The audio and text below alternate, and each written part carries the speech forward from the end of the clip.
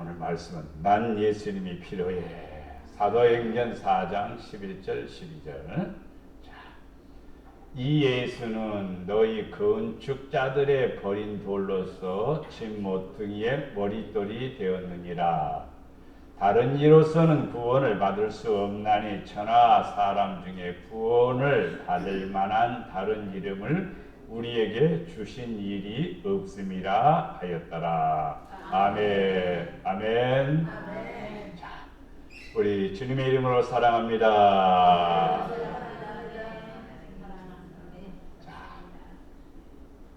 베드로가 성령을 받기 전하고 받은 후하고 완전히 달라졌죠. 성령 받기 전에는 예수님 모른다라고 부인을 3번이나 했습니다. 베드로만 부인을 3번 하는가 묻는다면 우리도 부인하고 있어요. 우리도 예수님 모른 척하고 또 예수님 보고 살짝 등도 돌렸다 다시 죄송해요 그러고 또 돌아오는 경우도 있어요. 그래도 오는 것은 이쁜 거죠. 사실은 어떻든 간에 우리는 베드로가 예수님을 부인한 것처럼 우리도 수도 없이 부인합니다. 근데 베드로는 아주 나쁜 사람으로 막 그냥 몰아붙일 경우가 있습니다. 예수님 부인했다. 우리도 실질적으로 그렇게 보면은 3번이 아니라 우리는 30번도 더 했을 수도 있고 300번도 할 수가 있어요. 그런데 우리는 스스로 죄인이라고 말 안 하고 다른 사람들이 또 손가락질도 안 하지 않아요. 우리는 항상 하나님 앞에 감사해야 될 줄로 믿습니다. 예수님은 이제 성령을 받았죠. 오순절 다락방에서 성령을 받은 다음에 베드로가 지금 설교한 내용이 바로 사도행전 4장의 내용입니다.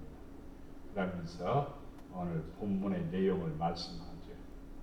집 모퉁이의 머릿돌은 누구냐? 예수님이시다. 이렇게 소개합니다. 가정은 전부 다 집이라는 울타리가 있습니다. 집이라고 하는 것이 있습니다. 건물로 지어진 집은 외형적인 것이고 영적으로 지어진 것은 영적인 집입니다. 신령한 집입니다. 네, 우리는 외형적인 집도 있어야 돼요. 실만한 것이기 때문에. 그러나 그것은 영원하게 거하는 것은 아닙니다. 영원한 것이 아니에요. 지금 서울 시내 아파트 가격이 뚝뚝뚝 떨어지고 또 아파트 신청했는데 당첨됐는데도 그냥 안 들어가겠다고 포기하는 사람들이 수두룩하게 많다는 거예요. 왜 그런지 모르겠습니다. 나는 아직 이해를 못하겠지만은 돈이 이렇게 뭐랄까 금리는 올라가고 그리고 시세는 떨어지니까 아파트 사봤자 별 볼 일 없겠다 그래서 안 하는 것 같아요. 집은 매우 소중합니다. 내가 쉴 곳이고 안식할 곳입니다. 그러나 그것은 육체에 속한 것이고 진짜 영적인 집, 신령한 집이 세워져야 되죠. 신령한 집은 예수님이 여러분 가정의 모퉁이가 되는 겁니다. 예를 들어서 우리 성익준 권사님 가정에 신령한 집으로 지었는데 우리 성 권사님이 모퉁이 머릿돌이 되면 되는 겁니다. 다가 머릿돌이 아니에요. 머릿돌은 하나입니다. 하나가 잘하면은 그 가정이 나중에 예수를 믿고 하나님께로 돌아온다는 것은 하나님의 약속입니다. 그런데 오지도 않고 구원받는다는 것은 아니에요. 근데 오게 돼 있어요. 잘 믿어야 돼요. 성군사님뿐만 아니라 다른 사람도 똑같이 잘 믿어야 돼요. 집안 식구들이 다 하나님께 돌아오도록 그렇게 해야 됩니다. 자, 자기 집을 어떻게 무엇으로 짓는가? 벽돌로 짓는 게 아니라 성경에는 하나님의 말씀은 설계도고 금과 은과 보석은 재료입니다. 자, 성도의 가정은 신령한 집이 지어져야 된다고 그랬죠? 신령한 집의 모퉁이 돌은 누구냐? 예수님이시죠? 예수님 중심이 돼야 되고요. 모퉁이 돌이 빠지면 그 집은 무너지는 거예요. 모퉁이 돌이 든든히 거기에 자리에 있으면은 그 집은 무너지지 않습니다. 왜냐하면 예수님이 주가 되시기 때문에. 우리는 예수님의 말씀대로 사는 것이 반석에다 집을 짓는 거라고 마태복음 7장에 말씀하고 있죠. 그러면은 예수님의 말씀대로 내가 살아가고 있으면 나는 모퉁이 돌에 머릿돌이 되는 거예요. 예수님이 내 안에 계시니까. 내가 머릿돌이 되는 게 아니라 예수님이 머릿돌이 되는데 예수님이 내 안에 있기 때문에 머릿돌이 된다 이 말입니다. 또 집을 지을 때 재료가 있죠. 재료가 있는데 그 재료는 금과 은과 보석이라고 했습니다. 제사장의 의복이 바로 금과 은과 보석으로 이렇게 꾸며진 것들이 많습니다. 장식을 그렇게 다 해놨어요. 12보석이 가슴에 흉패에 달리기도 하고 성도는 믿음, 소망, 사랑 이것은요 보배로운 것입니다. 있어도 되고 없어도 되는 게 아니라 꼭 필요한 것입니다. 믿음과 소망과 사랑 이 세 가지를 성도가 꼭 있어야 돼요. 그 중에 제일은 사랑입니다. 할렐루야. 믿음이 소망을 품고 하나님의 나라를 갑니다. 뭘 데리고 가느냐면 사랑을 데리고 가는 거예요. 사랑은 가마 안에 타고 있는 신부와 같습니다. 여러분 자신입니다. 여러분이 사랑이 되어야고 하나님의 나라를 가는 거예요. 끌고 가는 것은 뭐냐? 믿음, 소망입니다. 소망이 나를 인도하는 거예요. 네, 표대를 향해서 가게 만드는 거예요. 소망이 없으면 표대가 없습니다. 목표가 있는 사람은 표대를 향해서 가는 거죠.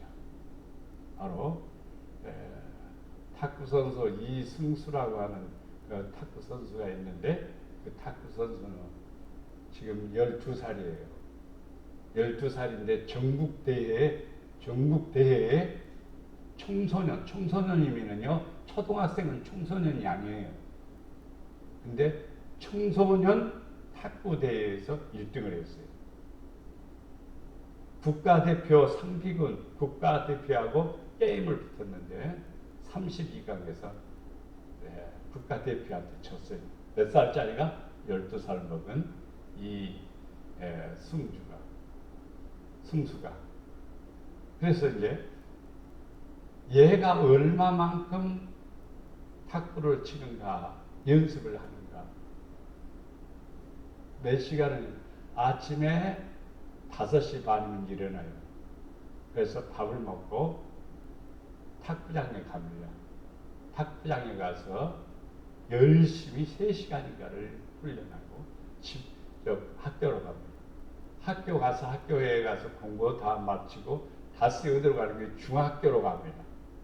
초등학생들하고는 게임이 안 되니까 중학교 팀들 연습하는 선수들하고 같이 거기서 연습을 합니다. 몇 시간을 하냐면요 저녁 9시까지 연습을 합니다. 그러니까 그렇게 잘하는 거죠. 신앙생활도 똑같아요. 가만히 있다고 해서 커지거나 믿음이 좋아지거나 그러지는 않아요. 자기가 노력해야 돼요. 그래야 실력 있는 신앙인이 되고 능력 있는 신앙인이 된다 이 말입니다. 우리는 기도도 억수로 해야 돼요. 사실 얼마만큼 하면은 이거 됐다라고 만족하면은 거기서부터 우리는 이제 포기가 됩니다. 사탄은 그래 그만해도 돼. 요만하게 하면서 그거 잘한 거야 이렇게 얘기하는 겁니다. 근데 성경에는요 만족하게 여기지 않는 거예요. 더 잘하기를 원하는 거죠. 그래서 신앙생활은 부단히 열심히 노력하는 거예요. 충성은 언제까지 하는 거죠? 죽을 때까지. 죽기까지라고 했어요. 하다가 힘들면 마는 게 아니라 죽기까지 하는 거예요. 그렇게 해서 충성하다 죽으면 면류관을 쓰는죠. 무슨 면류관? 생명의 면류관을 쓰는 거죠. 그러니까 우리는 열심히 노력하는 거예요. 자, 우리 집 모퉁이의 돌은 예수님인데 예수님이 내 안에 있으면 내가 모퉁이 돌이 된다는 거예요. 아시겠죠? 자, 난 예수님이 필요해요. 제목을 그렇게 잡았어요. 네. 나의 인생의 집, 나의 가정의 집 누가 필요해요? 예수님이 필요합니다. 우리 집에 예수님 믿기는 믿는데 필요의 대상이 되느냐 이 말이죠. 예수님은 필요의 대상으로 받아들여야 됩니다. 예수님은 믿지만요, 그 예수님이 내 안에 들어와서 참 생명을 얻어야 돼요. 참 생명. 이스라엘 백성들이 광야에서 하늘로부터 준 떡을 먹었습니다. 모세가 너희에게 하늘로부터 떡을 준 것이 아니라 내 아버지께서 하늘로부터 참떡을 주시나니 그랬어요. 그러니까 광야에서 이스라엘 백성들이 만나를 먹었는데 그 만나를 모세가 준 것이 아니라 하나님 아버지께서 주신 것이다 이 말입니다. 그 떡은 뭔 떡이냐? 참떡이다 이 말입니다. 하나님의 떡은 하늘에서 내려 세상에 뭘 주는 것이다? 생명을 주는 것이다. 그런데 이스라엘 백성들이 광야에서 40년 동안 만나를 먹어도 참 생명이 들어가지 않는 거예요. 몇 년 동안이요? 40년. 신앙생활을요, 수도 없이 해도요, 4년이 아니라 40년이 돼도 제자리 걸어먹고 있는 사람이 있을 수 있어요. 있습니다. 그런 사람. 연수는 많은데 변화는 안 되는 거예요. 권사님이 교회 안 나오지 않아요? 코로나 때문에. 코로나가 좀 뭐 하면, 아이고, 교회 가야지. 이 마음이 있었는데, 아예 안 나오는 거예요. 만날 때마다 나오세요. 그래서 아니요. 그게 어디에 예수 생명이 있습니까? 생명은 나를 살리는 것입니다. 나는 예수님은 하늘에서 내려온 살아있는 떡이니, 살아있는 떡이니. 사람이 이 떡을 먹으면, 예수님을 먹으면, 그러니까 예수님을 먹으면 영생하리라. 그럼 예수님을 먹는다는 말은 뭐냐면, 믿는다는 말인데, 믿는데 보통 믿는 것이 아니라 받아들여서 자기 중심에 바로 뭐가 되냐? 머릿돌이 돼요. 예수님 중심이 되는 거예요. 내가 줄 떡은 그 세상에 뭘 위해서? 생명을 위한 내 살이니라. 밥을 먹었는데 그 밥이 내 몸에 흡수되지 않냐고, 영양으로 공급되지 않으면 우리 몸에서 에너지가 있을까요? 없을까요? 없어지는 거예요. 그럼 먹으나 마나요. 먹으나 마나요. 우리가 밥을 먹고 그 밥이 내 몸에 다 흡수되는 거예요. 대장을 지나서, 소장을 지나서 대장을 지나서 이렇게 내려오면서 다 이 장에서 이 영양을 흡수하는 거예요. 그래서 그것이 우리 몸에 이제 혈관을 타고 도는 거예요. 그래서 건강하려면요, 혈관이 튼튼해야 돼요. 혈관이요, 하부예요, 지구요. 지구를 몇 바퀴 돈다? 지구를 70바퀴가 80바퀴가 도는 그 횟수대로 이 피가 도는데 우리 몸에서 어마어마하게 빠른 속도로 돌고 있는 거예요. 그런데 뭐가 뛰니까? 기름이 뛰니까. 그래서 뭔 증상이 나타나는 거예요? 고지혈증이 나타나는 거예요. 그러면 피가요, 빨리 돌아야 되는데 천천히 도는 거예요. 천천히 돌아도 돌기만 하면 괜찮아요. 근데 천천히 돌다가 그게 끈끈한 것들이 한 군데 모여갖고 딱 묻혀있다가 그게 뭐냐? 뻥 하고 터지면요, 뇌에서 터지면 큰일 납니다. 근데 거의 대부분이 뇌에서 터져요. 우리 몸의 혈관의 거의 70%가 이 뇌가 다 소유하고 있습니다. 그러기 때문에. 그래서 성도들은 항상 생명이 어디에 있느냐 묻는다면요, 예수님에게 있다. 예수님이 나를 살리기 위해서 오셨죠. 우리를 구원하기 위해서 오셨죠.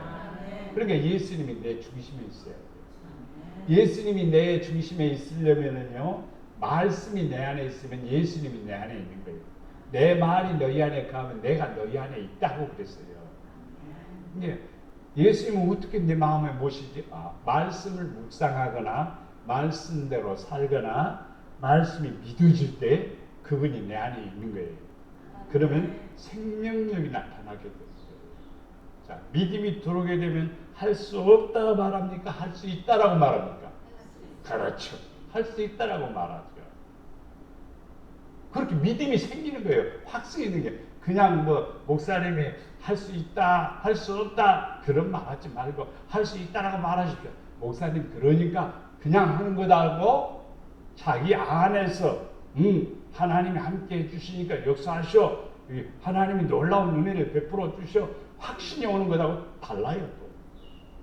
목사님이 그랬으니까 그럴 거라고 생각하는 거다고요. 믿음이 생겨고 내 안에서 확신. 나는 걱정 없어. 하나님이 이렇게 역사하셔. 그렇게 역사하셔. 하나님은 분명히 우리의 생명을 책임져. 엊그저께 동문들을 만났는데 빨리 은퇴한 목사님이 한 분이 계셔요. 그 목사님 제가 운전하는 걸 잘 알아요. 저 김영로 목사님 하나님이 진짜 사랑하는 사람이라고. 왜 그러느냐? 운전을 그렇게 스피디하게 잘하는데 하나님이 지켜주신 거 보면 참 하나님이 사랑하신다. 그러니까 또 어떤 분은 다음부터는 그렇게 하지 마, 그러지 마. 막 그러는 거예요. 그래서 내가 가만히 있으면 예 알았습니다 하고 말았습니다만 진짜 무엇이 무서운가? 스피드를 즐긴다는 것은 아니에요. 무엇이 무서운가? 죽음이 무서운가? 아니래. 하나님이 함께하면요 천천히라도 가요. 분명한 사실이에요. 하나님이 함께하지 않으면요 천천히 가도 문제가 생기는 거예요. 그러나 하나님이 함께하면요 어떤 일을 만든지 어디 사망의 골짜기를 갈지라도 해를 하지 않아요. 왜냐하면 그거는 나의 생명의 주관이라 나를 책임지시는 겁니다. 저는 그렇게 믿어요. 그렇다고 무대부적으로 막 그렇게 무식하게 하면 안 되죠. 항상 지혜롭게 모든 것에 냉정하게 잘해야 되죠.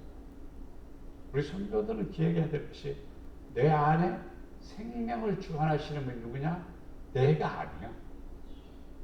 내 생명을 주관하시는 분은 하나님이시고 예수님은 우리에게 생명을 주시는 것입니다. 그래서 살이라는 말을 쓰고 있죠. 생명을 위한 내 살이니라. 이것은 예수님께서 성찬식 때 떡을 떼어주면서 이것은 내 살이니라 내 몸이니라 그러면서 받아 먹으라 그랬죠. 제자들이 다 받아 먹었어요. 근데 그것은 외형적인 거예요. 그러면서 떡은 뭐냐? 사람이 떡으로만 살 것이 아니라 뭐라고? 하나님의 입에서 나오는 말씀으로 살 것입니다. 그러니까 말씀이라는 사실입니다. 그래서 제자들도 이제 성령 받기 전에는 어떻게 무엇을 해야 될지를 잘 모르는 거예요. 근데 성령 받은 다음부터는 줄줄줄줄 나오는 거예요. 베드로의 설교가 기가 막힌 거예요. 얼마나 설교를 잘했던지 요즘 목사님들보다도요 몇 배나요. 한 번씩 설교하면 몇 명씩이요? 에? 몇 명? 5,000명이 묶여요. 돌아오고. 교회에 뭐 그러면은요 100명씩 모이고 500개는 되네요. 그냥 한 번에. 베드로 무명의 바로 고기지 않는 어부였습니다. 근데 성령이 임하고 생명이 그 안에서 나오니까 무슨 생명? 예수의 생명이 나오니까 역사가 일어난 것입니다. 요한복음 20장 31절에 보면 이것을 기록하면 이것이 뭐냐? 이것을 기록하면 사건도 될 수가 있겠고 또 부활에 관한 모든 기록된 내용들이지만 나는 이것은 성경입니다. 성경을 기록하면 너희로 예수께서 하나님의 아들 그리스도이심을 뭐 하려고? 믿게 하려고. 이 성경을 기록해서 우리에게 주었는데 뭐 하게 하려고? 예수님 잘 믿으라고. 예수님 잘 믿으라고 이것을 준 거예요. 근데 이 성경을 잘 안 믿는 사람이 있어요. 그러면 안 돼요. 성경이 핵심이 돼야 돼요. 성경이 곧 하나님이시고 성경이 예수님이시고 성경이 성령님이십니다.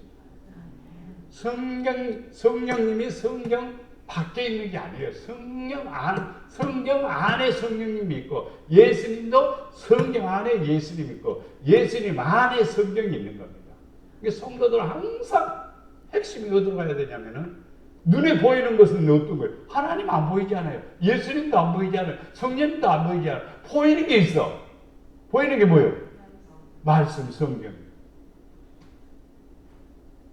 이 성경을 주신 것은 예수님을 믿게 하리 하며, 그 다음에 또 보너스로 너희로 믿고 그 이름을 힘입어, 그 이름은 예수님이죠. 그 이름을 힘입어 뭘 얻게 한다고요? 생명을 얻게 하려 합니다.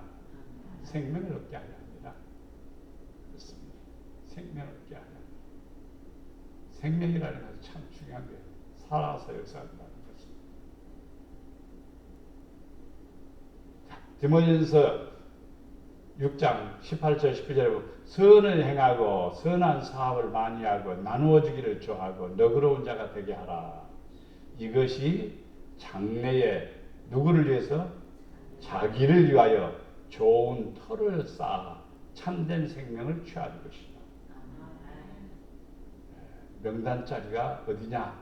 명단자리는요, 땅이 아니라 선을 행하고 선한 사업을 많이 하고 나누어 주기를 좋아하고 너그러운 자가 되게 하라. 이렇게 하면은 자기 자신의 장래를 위해서 뭘 한다고요? 좋은 터를 이렇게 만드는 거고 그 위에 바로 생명으로 세워진다 이 말입니다. 우리는 항상 예수님이 이거 강조 많이 하고 있습니다. 뭘 막 강조하여요? 선을 강조하고 있죠. 선을 행하라. 젊은 청년이 예수님께 와서 젊은이가 와서 내가 어떻게 하면 구원을 얻을 수 있습니까? 하고 물으니까 예수님께서 네가 하나님의 말씀대로 살았느냐라고 물으니까 예, 저는 어려서부터 신앙생활 잘 해왔습니다. 하나님 말씀대로 살았습니다. 그래? 그러니까 하나님 말씀대로 살았는지 안 살았는지 한번 체크를 해봅니다. 체크를 해보는데 그 체크가 뭐냐면은 네 재산을 팔아 이웃에게 나누어주고 나를 따라오라. 그 밑에 큰 말씀입니다. 왜냐하면 부모로부터 물려받은 게 너무나 많아. 그래서 아까워서 근심하면서 집으로 돌아갑니다. 그때 예수님은 사람들에게 말을 어리석은 자라는 말을 씁니다. 어리석다는 말은 믿는 것 같은데 안 믿는다는 거예요. 주님을 따르고 싶은데 안 따른다는 거예요. 구원을 받고는 싶은데 구원에 대해서 관심이 없다는 뜻이에요. 구원이 얼마나 소중한가를 알아야 되잖아요. 온 세상을 다 얻어도 구원을 얻지 못하면 가장 불쌍한 사람입니다. 날마다 호의호식하면서 날마다 잔치를 베풀면서 흥겨워서 신나게 사는 부자는 어디에? 음부에 가게 되죠. 부자가 눈을 위로 하늘을 쳐다보니까 아브라함 품에 자기 집 대문 앞에서 부고라는 누가? 나사로가 품에 안긴 것을 보고 부러워했습니다. 나는 그 내용을 보면서 야, 그 부자가 뭘 했으면은 선을 행하고 선한 사업을 많이 하고 나누어 주기를 좋아하고 너그러운 자가 되었으면은 음부는 안 갔을 것 같아요. 그런데 자기 집 앞에서 있으니까 자기 집 앞에 부잣집 호화로운 집 앞에 거지가 있으니까 어쩌면은 짜증나는 거지. 저리 가라. 딴지 가라. 막 그럴 수도 있어요. 오히려 뭐가 헌대를 핥더라? 개가 누지개 부잣집 개.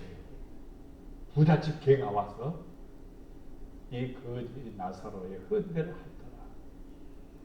이것은요 모욕 중에 모욕입니다. 엄청나게 비굴한 것입니다. 그렇게 해서는 안 되지.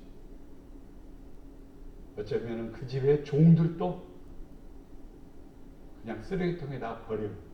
음식을 좀 먹을 만큼 이렇게 쫙 가두면서 야 먹으시오 하고 갖다 주면 얼마나 좋겠어요. 그러지 않았어요.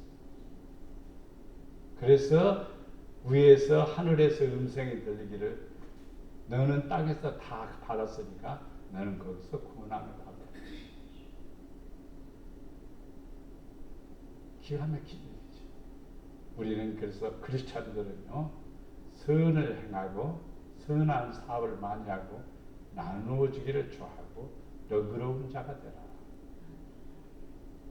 그러면 장래에 자기를 위하여 좋은 터를 쌓아 참된 생명을 취하는 사람이 된다. 항상 여러분들 머릿속에 꿈을 꾸세요. 내가 어떤 좋은 일을 할까? 어떤 일을 할까? 어떤 일을 할까? 고민을 하세요. 그러면 하나님께서 은혜를 허락해 주십니다.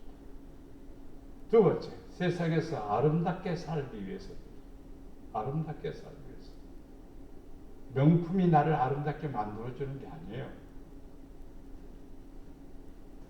사람들은 명품을 걸치고 자기가 아름답다고 생각하는데 사실은 추해지기 쉬워요. 의복이 우리를 아름답게 만드는 게 아니에요. 인격이요. 성품이요. 더 나아가서는요, 믿음입니다. 나를 가장 아름답게 만들어주는 것은요,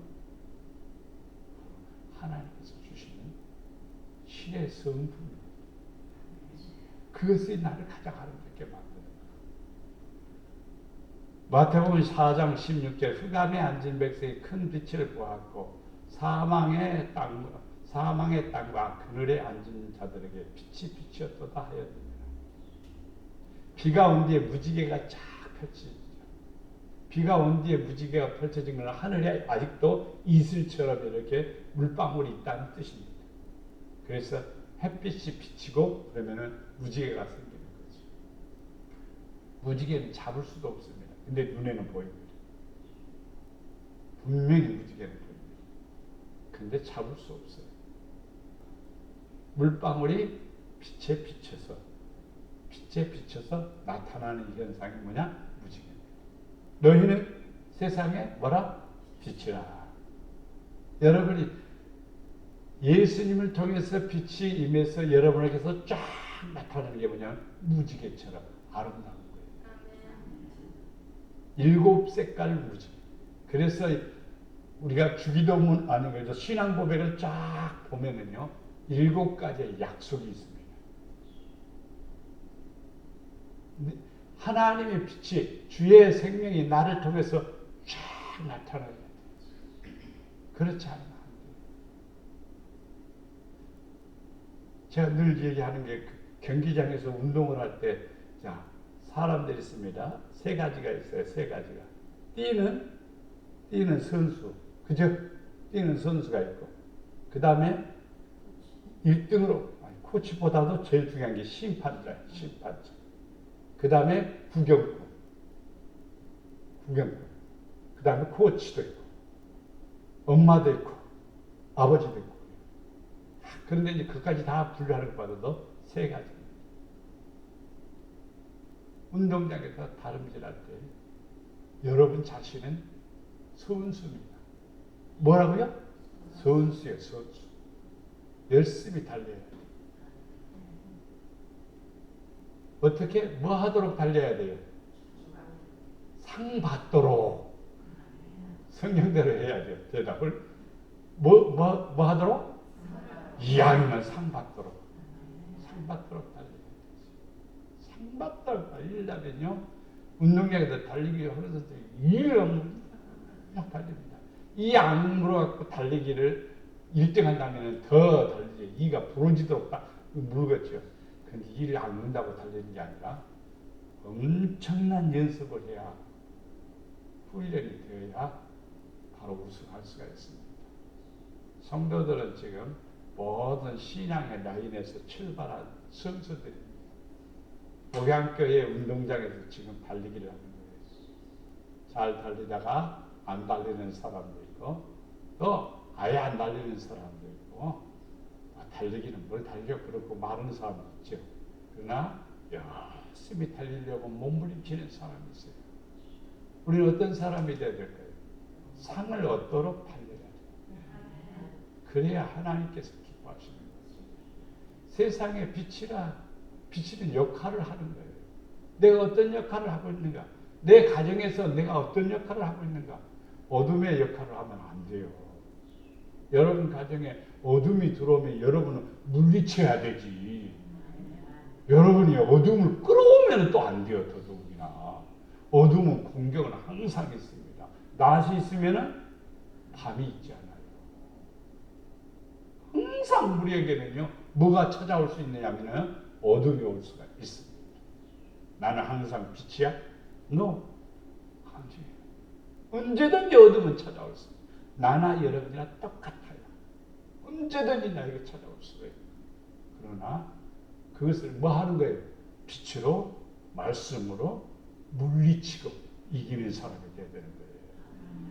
그러면은요, 산 위에 있는 동네가 숨기지 못할 것이다. 내가 빛이 되면은요, 내 앞길이 환히 열리는 거예요.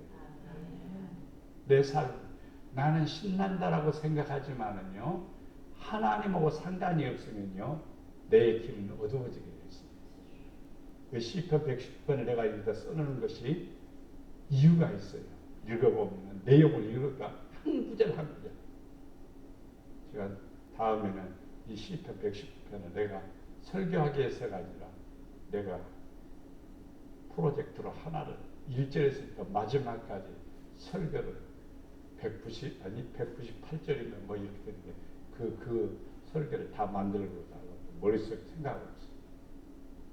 내가 길을 가는데 내가 웅덩이에 아파지는 것은 올무에 걸리지 않는 것은 주의 말씀을 묵상하기 때문이다. 내가 고난 중에 있으나 그 고난에서 나를 이끌어내는 것은 말씀을 묵상하기 때문이라. 참 어쩜 그렇게 멋있게 써놨는지 나는 볼 때마다 마음이 그냥 찡해요. 한 구절씩 읽고. 그래서 간혹 저기 앉았다가 한번 이렇게 벽을 쳐다보면 구절이 눈에 뜨거요. 악인들이 나를 모해하고 악인들이 나를 공격하나 나는 절대로 두려워하지 않는다. 왜? 하나님이 나와 함께 하십니다. 말씀이 나를 곤란해서 건져주시고 지켜주시는도다. 그래서 내가 주의 말씀을 주야로 묵상하고 주의 말씀이 내 입술에 꿀송이보다 더 타니. 왜 묵상하냐? 다니까. 너무 좋으니까. 여러분 세상에 빛이 되기를 바랍니다. 그러면 여러분 숨기지 않고 다 가르쳐 주시고 보여주시고 인도해 주시고 역사하심을 믿습니다. 요한복음 12장 36절에 보면 너희에게 아직 빛이 있을 동안에 빛을 믿으라.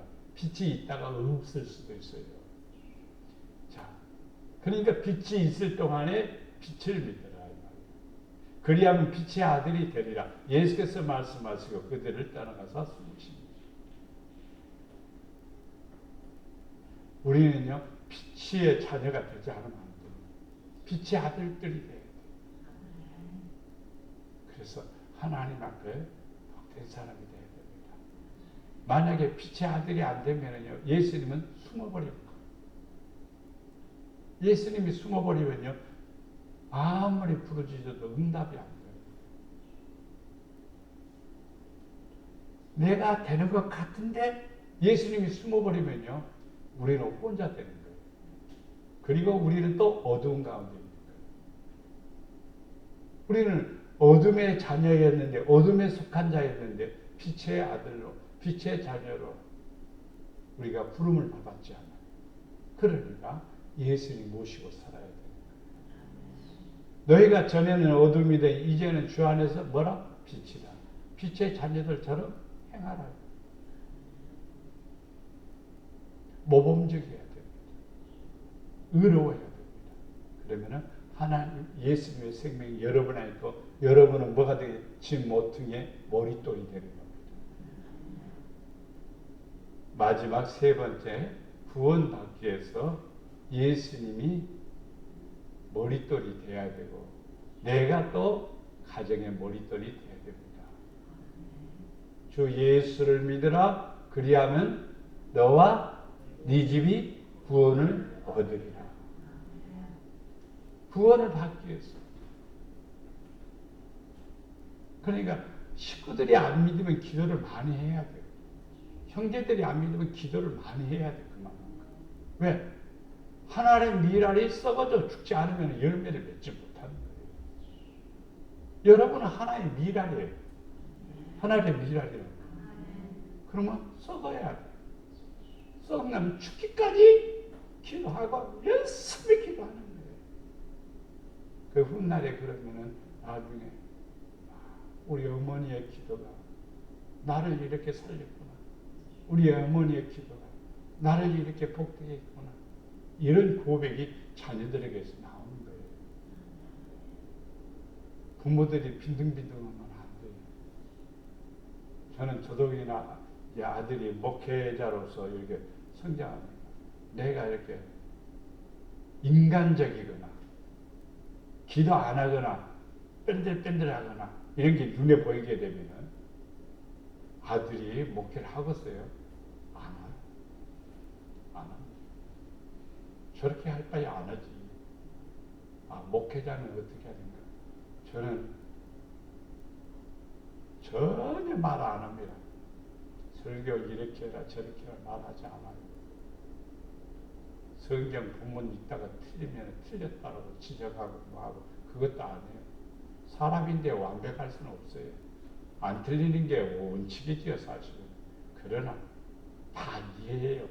나도 읽을 때 틀리면 여러분 이해하죠? 안 해요? 다 이해해.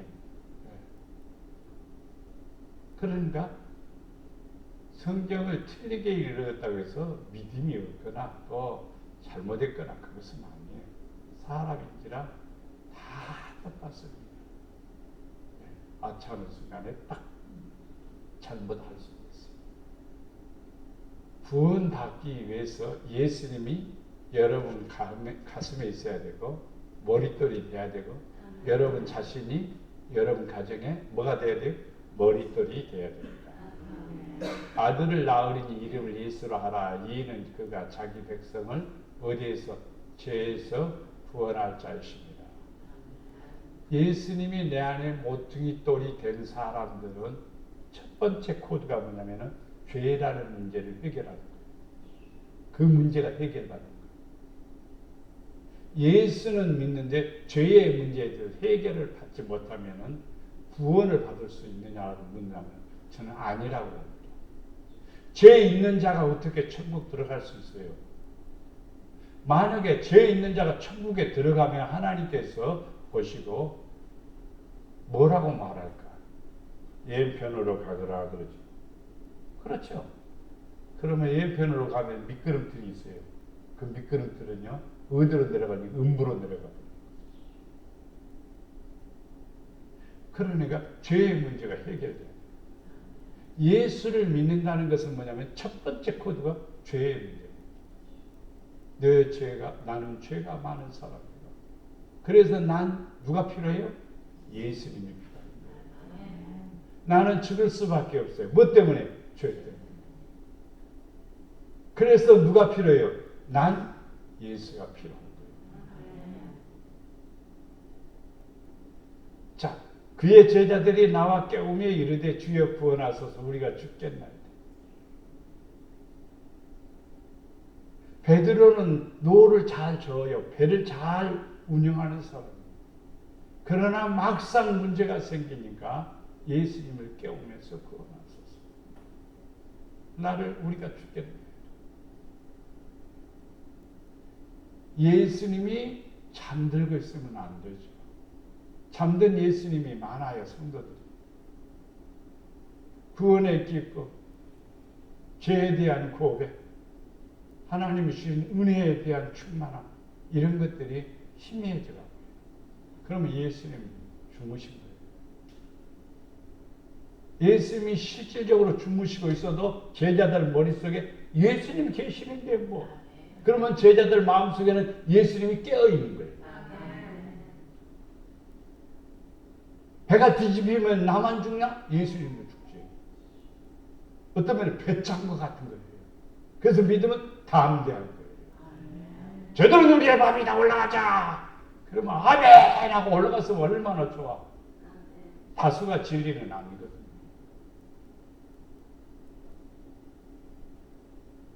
예수님이 여러분 안에 살아계신 분이에요. 하나님의 말씀은 소리가 아니라 살아있는 말씀이라고 했습니다. 그래서 우리 마음을, 우리의 삶을 어떻게 해야 되는지를 가르쳐 주시는 거예요. 자, 마태복음 9장 21절. 제 마음에 그 겉옷만 만져도 구원을 받겠다 합니다. 마음에. 누구 마음인 거니? 혈류병으로 고생하던 12년 동안 고생하던 여인입니다. 그 여인의 마음속에 의사들에게 많은 시련을 겪었습니다. 또 가지고 있는 돈도 많이 허비했습니다. 이제 돈도 없고 또 해결할 방법이 없습니다. 근데 누구? 예수님의 옷자락만 만져도 구원을 받겠다. 이게 이제 진짜입니다. 나를 고쳐주신 분은요, 서울대학 병원이 아니요, 하나님이시죠. 하나님이시죠. 내가 간혹 재치기를 하고 이렇게 많이 기도를 쳐도 억수로 그것 때문에 기도를 하는데, 어느 날 꿈에 코에서 시커먼 것이 싹 빠져나가더라고요. 그래서 사모님한테, 아, 이제 하나님께서 재치기 고쳐줬어. 그런데도 재치기를 하네. 그래도 나는 아니요. 지금도 고쳐줬어. 이렇게 생각하는 거예요. 그런데 왜 문제가 있느냐라고 묻는다면요, 하나님은 또 다른 계획이 있어요. 하나님을 더 신뢰하게 만들어요. 목사님이니까 완성이 아니에요. 목회자도 성도도 똑같아요. 계속해서 부다지 노력해야 되고, 주님을 가까이 가려고 해야 되고, 주님께 나가려고 몸부림을 쳐야 되는 거예요. 전에 했던 것은 아무 소용없어. 현재가 중요한 거예요. 현재 내가 하나님 막 그렇게 하려고 할 때 하나님께서 은혜를 허락해 주신 거예요. 여러분 마음속에 무슨 생각을 품느냐 말이에요. 아버지가 역사할 줄로 믿습니다. 아버지께서 신경통 없앨 줄 믿습니다. 아버지께서 자꾸 해, 자꾸. 약을 먹을지라도 계속해서 이 마음으로 고백을 해. 그 여자에게 혈류병으로 앓는 이 여자에게 누가 가르쳐주는지 모르겠어요. 근데 가르쳐준 사람 없습니다. 자기 생각이지. 여러분 생각이 믿음으로 생각하면 그대로 됩니다. 아멘. 믿음의 생각이 중요한 거예요. 예수님 옷자락만 만져. 여자의 그 부끄러운 병입니다. 그러니까 예수님한테 가서 상담할 수가 없지 않아요. 네. 여러분들은 산부인과 가는데 남자 의사가 그러면 안 가요. 누가 여자 의사한테 가고 싶죠. 똑같은 거예요. 예수님한테 나가기 어려우니까 마음으로 그렇게 믿고 가서 옷자락을 봤는데 뭐가 들어갔어요? 예수님의 능력이 이 여인에게 들어간 거예요. 병이 즉시로 나오는 거예요. 예수님은 누가 내 몸에 손을 대었느냐 금방 알죠. 금방 알죠. 예수님은 여러분의 믿음을 너무나 잘 알아요.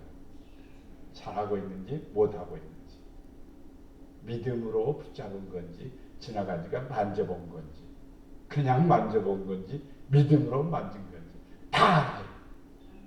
믿음으로 와 있는지 가짜로 와 있는지 다 알아요. 헌금 드릴 때도 그렇지 않나요? 헌금 드릴 때도 지켜보고 계시잖아요. 헌금함 옆에 이렇게 앉아 계시잖아요. 그러니까 사람들이 와서 헌금을 드리잖아요. 부자가 드리니까 돈을 쪼르륵 드리니까 사람들이 여기서 헌금함이 뒤에 있으면 쪼르륵 종이들이 없어요. 옛날에는 다 동전이고. 그러니까 돈 넣으면 어디서 깎고겠어 예배 중에는 항상 무음으로 진동을 해놓으시오. 자, 교회에 이렇게 헌금할 때도 누가 돈을 많이 쪼르륵 쏟아주면 뒤돌아볼 사람이 많을 것 같아요. 궁금하지 않아요? 누가 저렇게 많이 들어요? 또 뒤돌아보는 거예요. 딸라당 누가 저렇게 쪼잔하게 한디 하고 또 뒤돌아볼 사람이에요. 그게 바로 주님이 담으시는 거예요. 그런데 딸라당 넣은 사람이 많아요. 와그라르 넣은 사람이 많아요. 딸랑 넣은 사람이 더 많대요. 하나님은 눈으로 보실 때 액수가 아니에요. 마음의 믿음. 믿음으로 하는 거예요. 믿음. 자, 그래서 마음의 그 옷자락만, 겉옷만 만져도 구원받았어요. 예수님께서 그 여자에게 네가 구원받았느냐. 여자에게 두려워하지 말라, 걱정하지 말라, 너 구원받았느냐. 축복해 주십니다. 병이, 그 말을 듣고 나서 병이 나았습니까? 만질 때 병이 나았습니다. 만질 때 나은 거예요, 이미. 그런데 예수님께서 선포해 준 겁니다. 너 구원받았다. 이게 하나님의 의미죠. 너희가 내 이름으로 말미암아 모든 사람에게 미움을 받을 것이나 끝까지 견디는 자는 구원을 얻으리라. 여러분, 예수 잘 믿으면요, 이상한 소리 많이 들어요. 무슨 소리를 제일 먼저 듣냐면 예수쟁이란 말. 더 잘 믿으면요, 광신자란 말도 들어요. 우리는 믿음으로 살아야 됩니다. 그렇게 되면 미움 받고 핍박 받고 환난도 겪고 고난도 겪을 수 있습니다.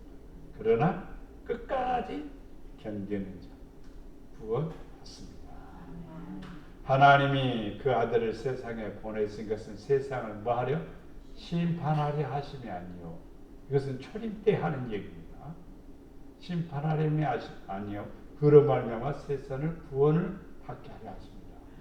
예수님 초림에 오신 예수님을 우리는 지금 믿는 거예요. 그러면서 또 이제 어떤 예수님을 믿느냐면은 다시 오실 예수님을 믿는 거예요. 세상은 심판 받습니까? 안 받습니까? 받게 돼 있어요. 심판이 안 오는 게 아니라 분명히 옵니다. 근데 그때가 언제인지 아무도 모르는 거예요. 예수님도 모른다고 했어요. 누구만 안다? 아버지만이 아십니다. 근데 과학자들은, 물리학자는 그렇게 얘기합니다. 지구가 몇 천만 년에 한 번씩 냉하기를 거친대요. 냉하기는 뭐냐면요, 꽁꽁 얼어붙어 버리는 그런 시기가 지나요. 더웠다가 추웠다가, 더웠다 추웠다, 이런 기간이 반복적으로 돌아간대요, 세상에. 나는 그 얘기가 진짜인가 가짜인가, 몇만 년, 몇천만 년 막 이렇게 얘기하니까 그런 것들도요, 정확하지는 않아요. 다 그것은 하나님의 신비 속에 있습니다. 창조는 하나님의 신비 속에 있습니다. 그러나 과학적입니다. 과학적. 그리고 하나님의 말씀은 중심이 뭐냐? 구원을 위한 것입니다. 왜 구원을 얻느냐면은, 필요하냐면은, 모든 사람은 죄인이기 때문에 죄인은 심판을 받습니다. 심판을 받습니다. 오늘 새벽에 설교를 여러분이 들으셨으면 모르겠지만 어제 저녁에 저는 꿈을 꾸었어요. 세상을 심판하는 꿈을 꾸었어요. 그 심판하는 꿈을 꾸었는데 구원받은 사람들 진짜 행복하더라고요. 이야, 그것은 상상할 수 없어요. 심판이 싹 지나고 나니까 거기에 아름다운 봉사는요, 상상할 수가 없어요. 너무 하늘에. 그걸 보여주니 기분이 좋겠어요? 안 좋겠어요? 기분이 쬐시게 좋습니다, 사실. 여러분, 구원이 그런 겁니다. 어마어마한 축복이에요. 내가 문이니 누구든지 나로 말미암아 들어가며 구원을 받고 또 들어가며 나오며 꼴을 얻게. 구원은 두 가지 문제. 하나는 영적인 구원가 있고 두 번째는 삶의 문제입니다. 이것 두 개 다 해결해 주십니다. 그래서 은혜를 허락해 주시는 게 구원입니다. 구원을 받기 위해서는 예수님을 통해야 합니다. 예수님께로 가야만 합니다. 예수님께 나가야 됩니다. 예수님을 믿어야 되고 순종해야 됩니다. 그래야 구원을 받게 됩니다. 난 예수님이 필요해. 여러분 항상 난 예수님이 필요해. 아니면 난 예수님 사랑해. 난 예수님이 내 안에 계셔. 이런 고백이 필요합니다. 뭐냐면 세 가지 때문에 참 생명을 얻기 위해서 난 예수님이 필요합니다. 세상에서 멋있게 아름답게 그래도 멋있고 아름답다는 것은 사람들이 볼 때 막 그러냐 자기 자신이 아버지 앞에 부끄러움이 없으면 멋있는 사람, 아름다운 사람, 하나님 앞에 부끄럽지 않게 살아가는 거예요. 그러면은 하나님께서 은혜를 주시는 거예요. 그래서 세상에서 아름답게 살기 위해서는 예수님이 필요한 거예요. 요즘 사람들이 어떤 주님을 더 사랑하는가? 제가 언젠가도 얘기했죠. 40대 여자가 저녁에 먹은 술이 아침까지 깨지 않아서 아침에 운전하고 가다가 사고를 쳐갖고 길거리에서 노점 장사를 하는 노인네를 갖다 그냥 엎쳐고 그 자리에서 죽어요. 40대였어요. 그래서 거기 지역에 사는 사람들이 이것은 그냥 지나갈 일이 아니다. 엄하게 다스렸으면 좋겠다고 진정서워요. 어떻게 40 먹은 젊은 여인이 밤새도록 술 먹어갖고 그것이 깨지 않는 상태에서 측정을 하니까 면허 취소, 면허 취소. 아침에 술은 저녁에 먹어요. 그거 아름다운 게 아니에요. 즐거운 게 아니에요. 행복한 것도 아니에요. 자기 인생을 완전히 망가뜨려. 평생 망가뜨려. 보험 처리하고 끝나는 것이라고 생각하지만 아니에요. 평생 망가져. 우리 그리스도인들은 아름답게 사는 거예요. 마음이 어떻다고요? 너그러운 사람들. 선하고 좋은 자. 그런 앞장서. 이게 진짜 믿음이 들어갑니다. 신행전 장로님처럼 500억도 나머지도 전부 다 기부하겠다고 그렇게 얘기하는 거죠. 구원을 얻기 위해서 예수님이 필요합니다. 예수님 믿는 것이 아니라 내 안에 중심에 보셔서 자리 잡아야 합니다. 뭘로? 머릿돌이. 그러면은 우리는 구원받는 사람이 되고 여러분 가정도 복 있는 가정이 되리라 믿습니다. 아멘. 사랑과 은혜가 풍성하신 아버지, 난 주님이 필요합니다. 부족하기에 주님이 필요합니다. 죄인이기에 주님이 필요합니다. 죽을 수밖에 없기 때문에 주님이 필요합니다. 주님 오셔서 내 안에 늘 좌정하세요. 예수 중심으로, 말씀 중심으로 주님의 뜻을 이루어드리기를 원합니다. 무지하여 어리석은 길로 가지 않게 하시고 아버지의 뜻을 몰라 방황하지 않게 하시고 성령님을 거스르지 않도록 주여 내 안에 오셔서 머릿돌이 되어주시면서 내 자신이 그리스도 안에서 돈독하게 세워지게 하시고 가정도 돈독하게 세워지도록 주님 축복해 주시옵소서. 하나님의 나라의 백성 빛의 자녀가 되게 하시고 기이한 빛에 참여하여 기업을 얻을 자가 되게 하시며 구원에 이르는 큰 믿음을 허락하여 주시옵소서. 우리 목양의 모든 성도들 예수님 필요합니다. 예수님 사랑합니다. 예수님 의지합니다. 축복하시고 은혜를 베풀어 주시옵소서. 우리를 사랑해 주시는 예수님의 이름으로 기도드려 나이다.